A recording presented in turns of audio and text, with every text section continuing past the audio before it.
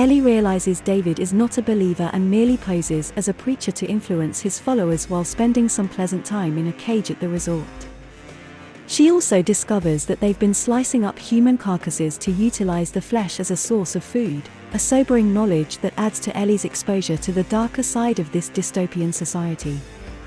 According to David's perverted worldview, there's no good or bad in any activity geared at survival, and violence is a fitting instrument to get by in dire circumstances.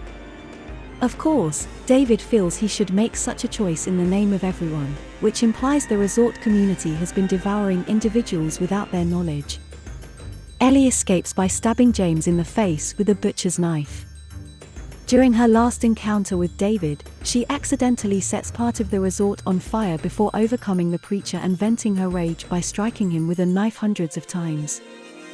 It implies the resort community now lacks a leader, and because Joel removed most of David's inner circle, there may not be anybody around who is aware of cannibalistic meat production. If the fire spreads, the last remnants of David's heinous secrets may be completely destroyed.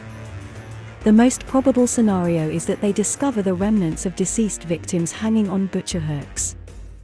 And, when confronted with the unpleasant cost of existence, the resort community must decide which course to choose. We can't deny that David is a villain. He's vicious, okay with cannibalism, a pedophile, and most likely a rapist. David had to be slain not just for Ellie's sake, but also to liberate his people from his despotic tyranny. Nevertheless, Episode 8 serves as a cautionary tale for Ellie and Joel since, in many areas, they act much like David does. Ellie becomes more at ease shooting first and asking questions afterward in each episode.